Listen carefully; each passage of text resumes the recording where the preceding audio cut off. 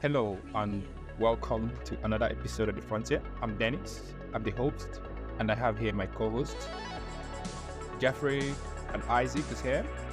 Uh, Jordan might join us during the recording. So can you guys say some hello? And we take it from there. Hey guys, Isaac here. Yeah. Well, we're talking about a very important topic today.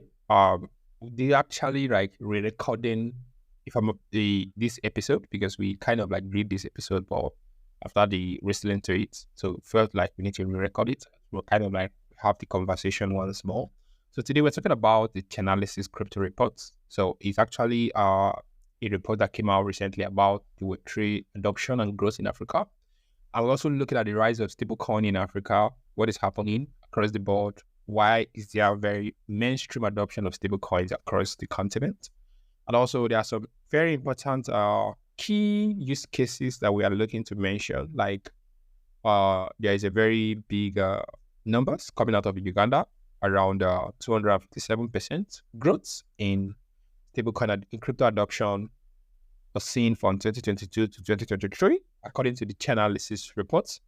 Remember, the Frontiers is brought to you by Yuki. Yuki is a Web3 as a service infrastructure company building the next generation of Web3 APIs and wallet infrastructure for African businesses to deploy and build different crypto solutions. You can check us out. And let's dive right into the conversation. What is happening with the Chainalysis Crypto Reports? According to the Chainalysis Crypto Report, they mentioned that number one of the key things we have to bear in mind that the crypto transaction value still received in Africa still accounts for just 2.3% of the global transaction value, meaning that out of 100%, Africa just accounted for 2.3%. So meaning one thing it means is that we are the early days of adoption in Africa. That is what Kali pointed out. And then the sheer volume of transaction across board grew as well in Africa across the from 2022 to 2023. What's it called? Time period that Chainalysis kind of makes these studies and brings out these reports as well. So across the what we are seeing, one of the unique things that we are seeing recently is there is an uptick of people are still using centralized exchange very well in Africa to move value, not just when it comes to crypto transactions.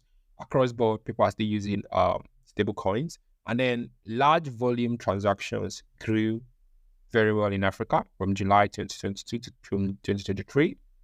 We see around, around 65% of the transactions that was carried out in Africa is above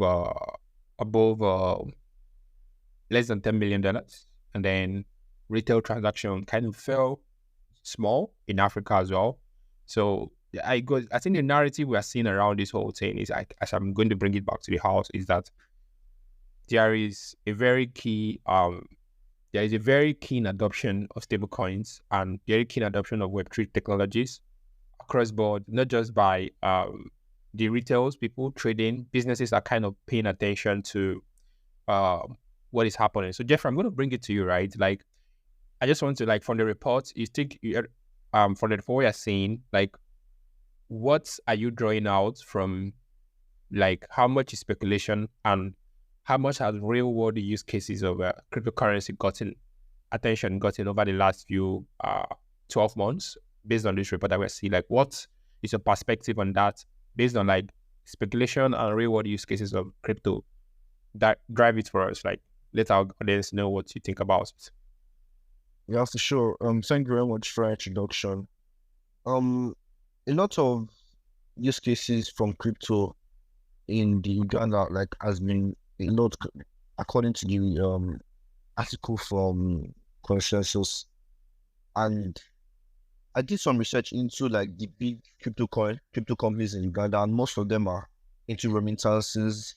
Most of them are exchanges stablecoin that support stablecoins. For an example is Panzu Code. Panzu Code is a digital solution provider which allows their users to stay with stablecoins. They allow them to save with $7 and USD and Ghana shillings. Another example is Mercom. They also have an exchange that allows that allows users to buy and sell in fiat and stable coins. So they also have Dosh, a P2P platform that allows remittance and cryptocurrency exchange. So I feel like it's definitely a lot of inclined towards and exchanges for probably a lot of people that are outside the country trying to send money to back to their fellow family members in the country. So I feel like remittance was an area that I overlooked, but see the numbers, I'm definitely not surprised that it is generating a lot of numbers because it only makes sense. People always need the reason. Sorry, they always need an easy way to send money back home. So I feel like these platforms that support remittance and allow users to easily send money back home because with the recent trends, there's definitely been a rise in remote jobs. There's definitely been more reasons for people to convert currencies. Apart from remote jobs, there's also been a very high rise of people living African countries. So definitely remittance is an area that is definitely going to generate a lot of money for crypto. And it's going to be one of the main phases of mass adoption. And I feel like that's what is going on because most of the top cryptocurrencies in Uganda offer remittance services like Dosh, Mercom, Big2B, Mini Money. So yeah, I feel like the future of the Ugandan crypto phase right now is definitely through remittance and stablecoin services. And another interesting use case I saw was with Mercom. They have an NFT marketplace which is working with their government to mint NFT collections of their artifacts in their museum. So I feel like that's definitely very, very funny and not really funny, but like a very unique use case. And like it was very, very interesting to me when I found out about that. So I'm definitely interested to see how that goes. But yeah, I feel like remittance is definitely what everybody's leaning towards right now. Yeah, interesting. I think because Jeffrey talked about Uganda, right? And the good things happening over there and how the use cases are aligning, kind of like separate from conversations to real world usability of crypto assets in Uganda. Because one of the things we are also noticing is inflation plays a role, right? Because the reason why people want to move out of their local currency over maybe the dollar or stable coins is to actually safeguard themselves. So while I believe that remittances plays a huge role because it moves serious volumes as well, I think businesses that are in search of FX as well, businesses, B2B payments as well, also plays a very big role in the push for stablecoin adoption in Africa. Because based on everything we are seeing in this report, the simple handwriting on the wall is that African companies and businesses, both Uganda and everywhere, is embracing stable coins massively. Like in Nigeria, we need, I think, around $11 billion in stable coin volumes in Nigeria alone, right? So I think it's more than that. I think the number is more than that, right? So it means that there is a very keen adoption of stable coins. There's a keen adoption of real world use cases of crypto. So if you're out there hearing about crypto, what crypto actually does in Africa, seriously, people are using it to pay across borders. Like, let me mention this very unique use case, right? Here at UK, we have like a company that came to us recently. Kind of like we're not going to review like into crazy detail because of like you understand this business, right? So we want to be able to help Nigerian students, African students pay for school fees abroad. It turns out that many of the African students that goes outside Nigeria, outside their borders of the country to Europe or whatever other place to study, and ends up not being able to open a bank account. So that disenfranchises them in a modern society where you don't have to have bank account, and they're working with UK to be able to create stablecoin accounts for their end users, so that the users can be able to access financial services, pay for school fees, and the rest of that. So that is what this crypto solves. There is niche pinpoint markets across value transfers, across value exchange, across businesses in Africa and different places that crypto is actually solving a very huge problem. And this is one thing that this report is kind of like pointing out. So Isaac, I'm bringing it to you, right? what are the key findings, like the key trends from this report? Like, what is the interesting things that we saw from this report that you think is very good to highlight and for the audience to actually know what has happened over the last 12 months in crypto and what the future is definitely going to look like? Yeah, so like it's very interesting, honestly, for what Jeffrey had mentioned earlier. I'm like, wow. It's looking at Chainalysis report, and then I had to like go through most their excerpts from the whole geography before coming to the sub-Saharan Africa to look at, okay, what's the difference like. So and then we've noticed that crypto adoption it looks like it's, even though we are only our transaction is only about 2.3%. It's looking like our crypto adoption is beginning to pick up pace faster here in sub-Saharan Africa than it is on the West. Because on the West, we realized that from the report, we realized that crypto adoption has been on the down slope, and then in Africa, crypto adoption is going up. And like Dennis had mentioned, inflation is also has played a very important part in all this. And there's something I will mention about Uganda as well, because Uganda it's a very notable mention in that report when you look at what's happening in Uganda as well. Because when you look at sub-Saharan Africa, I'm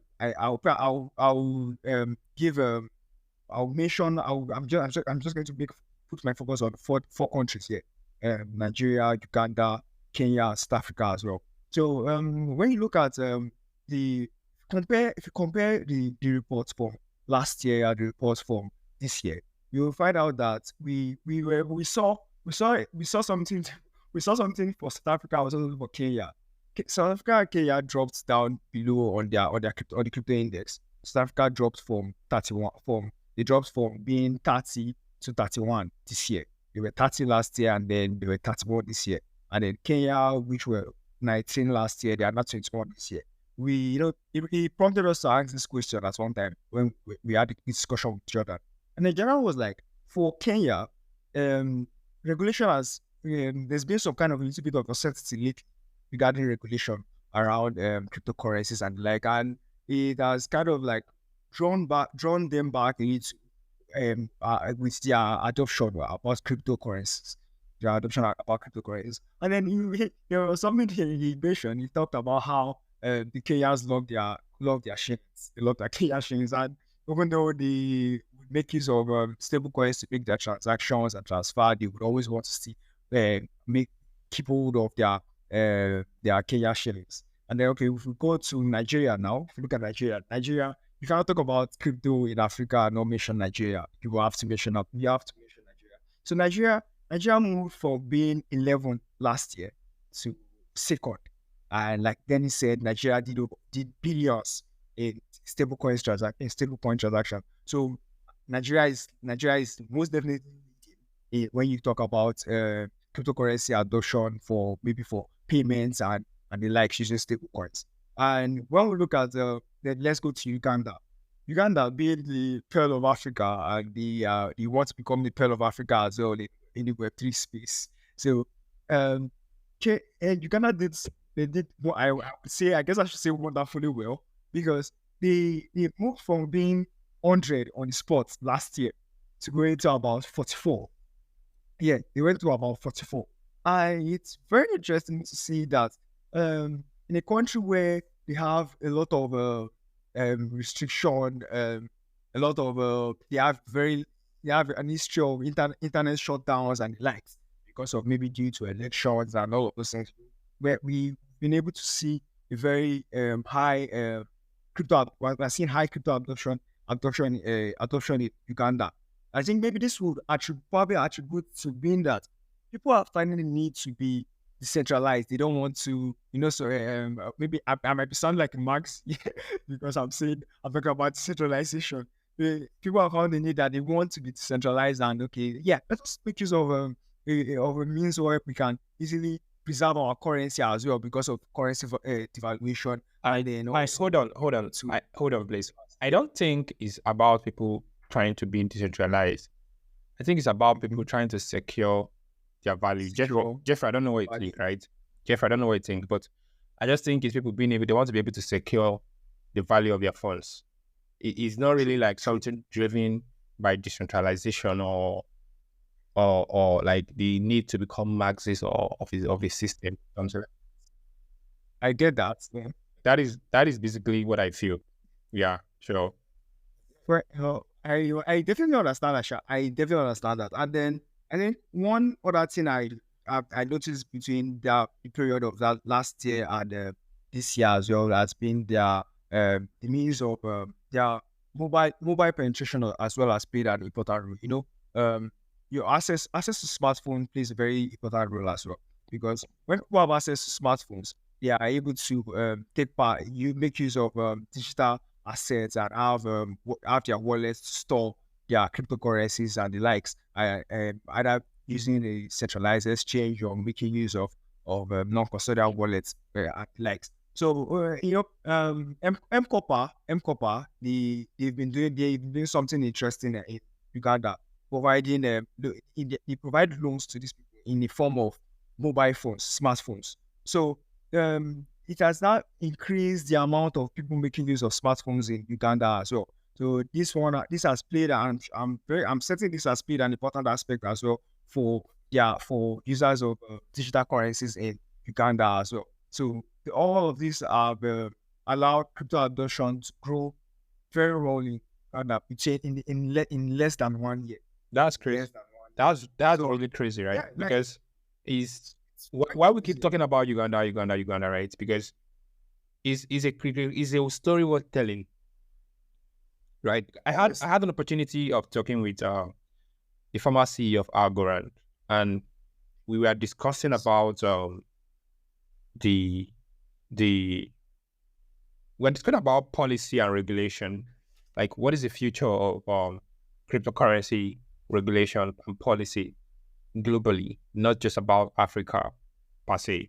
So there was unique conversations he mentioned, because this guy is somebody that is very well connected in the global regulatory strategy space, kind of SEC, the US Treasury, the Fed, like he's very well connected in Japan and Asia. He mentioned that one of the big conversations that regulators across the world have when they talk about what the real use cases of crypto is that they look at Africa and they talk about how people are able to use cryptocurrencies to solve key problems. And if regulators in the US and other places are recognizing the impact of cryptocurrency adoption, the need of what cryptocurrency can do for the continent in Africa, I think one of the key things that we are not paying attention in Africa is what's it called? Regulation. So I just believe, like, because why the report mentioned what it mentioned about how crypto adoption is growing on the continent, we are not yet seeing uptick in regulatory like clarity for builders in the space in Africa.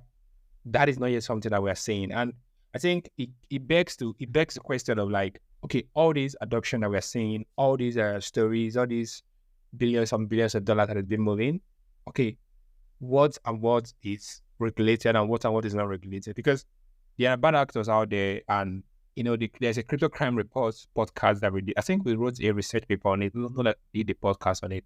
It shows the volume of crypto crime volumes that was being moved in I think that was the same thing from, I think it's on Chainalysis as well, right? So I just feel like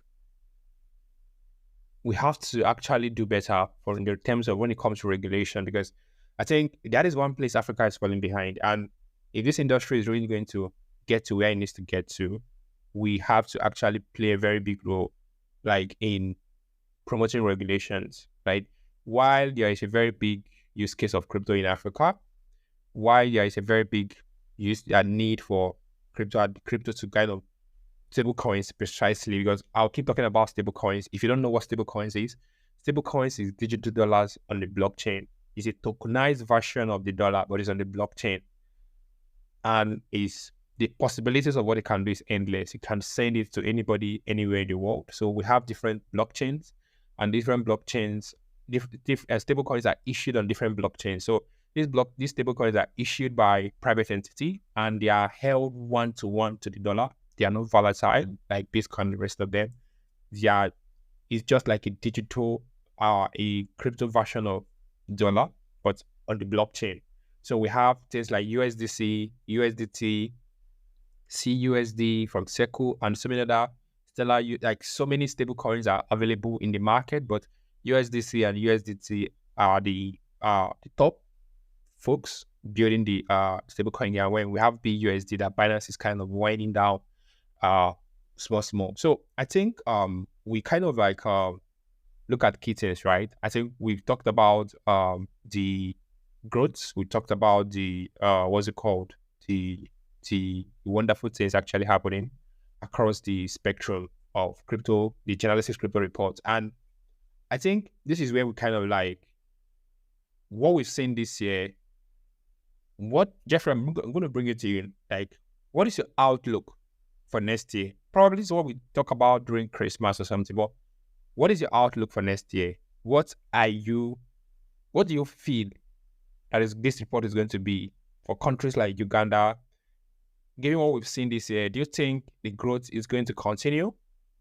Do you think there is going to be a regulatory, because it's notable to mention that the Ugandan government is really, really investing in regulation. I think the policy is not the government really, but the Web3 ecosystem in Uganda is really pushing for the government to regulate crypto in Uganda currently. So that is one of the key things that we are noticing as well, because while it's also notable to mention that crypto regulation is kind of like taking shape in Uganda, and then this last year as well, we saw Namibia. I think it's Namibia or something, an African country that came out with the first comprehensive crypto regulation and licensing for African businesses that wants to do business in their country.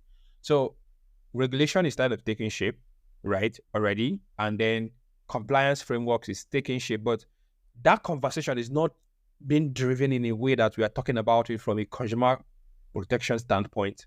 It's all about come and register. Like, where the regulators are missing it, because this is not something that the report can actually capture, is consumer protection. Consumers are not really being protected by the policies and the way regulators are going about talking about crypto regulation in Africa currently. And policy advocacy is something that the players in the space is not really investing in. Like, there has to be a very huge need for people to invest in policy advocacy, invest in invest in self-regulatory technology. People should start building technologies that help crypto companies stay compliant, stay transparent, and stay auditable, because that is the only way we get to mass adoption. We can't wiggle our way around it. Isaac, I don't know, like, I bring it back to you, right? Like, yeah, like, we have to have clarity. I always say it, you have to have clarity. Go ahead, please. Definitely. I want to mention something, right? I want to talk about Namibia, because I think the report didn't really capture what is happening in Namibia, right? So I just want to look at it, right? So in August of this year, Namibia actually set the stage in Africa, because it was the first time for me that a comprehensive virtual assets act was passed in the continent. Because the audience would ask, why are we deviating from the Chainalysis report to compliance and regulation? See, let me be very clear. Like, why we are so regulatory focused, it's not like we are pro-regulation, but we are pro-consumer protection. And the only way we kind of like achieve a little bit of this is by having some frameworks that says, okay, this is what is needed, this is what is not needed, right? So Namibia released a set of licensing requirements for firms and mandated the appointment of regulators to oversee the sector. So they have like a regulator right now that oversee the sectors in Uganda. So But the issue with the framework is that like it kind of like lacks clarity on how crypto will be treated by regulators. But the framework will kind of like usher comprehensive laws. So lawyers in the country is kind of like, so according to what I'm reading from CoinDesk, say that Namibia has a new law for crypto, provides clarity for service providers. It's also set groundwork for future legislation. So the South Africa also passed something in July of this year as well. They have Virtual Asset Act into law, which requires a regulator to oversee the crypto sector in South Africa, including licensing requirements for exchanges. So I think what we are seeing is I think Namibia is in Southern Africa, right? If I'm not mistaken. I think it's the Southern Africa country. So like what we are seeing is that like there is a very attention being paid to what for compliance frameworks is going to look like for crypto companies in Africa. And if you're building anything in crypto in Africa, I think you should pay attention to the report that was released by around policy as well recently today. Recently, the Crypto Innovation Council globally released a report that talks about the DeFi frameworks, the DeFi regulatory frameworks for crypto regulation in the world as well. So the Crypto Innovation Council is a global organization that is actually working with regulators across the world to kind of like advise them on regulatory or kind of give them regulatory advice how cryptocurrency should be regulated. And today they released a report on DeFi. We're going to I kind of like a DeFi framework, a framework for DeFi regulation, because DeFi is one of the biggest gray areas that is not yet kind of like being regulated. So right. So the Crypto Innovation Council is working with the G20, the Financial Stability Board, the FSB, to kind of like set international standard for regulatory frameworks for DeFi and cryptocurrency generally across the globe. So I think why we kind of like celebrate the good things the cryptocurrency adoptions in Africa and across the globe has done, I think for next year, attention is going to be paid to regulation. And I think we can't stress this more, the importance of regulation. And on that note, right, I think we'll kind of like end it and thank our listeners for tuning in today once more to kind of hear what we have to say and the rest of that. So we enjoy you to keep listening. We're doing very well in your numbers and we're very happy. So the Frontiers is also brought to you by Yuki, your Web3 as a service infrastructure company. From me to you and the rest of the hosts, we say have a good one, everybody, and see you guys next episode. Yeah, thank you. Thank you.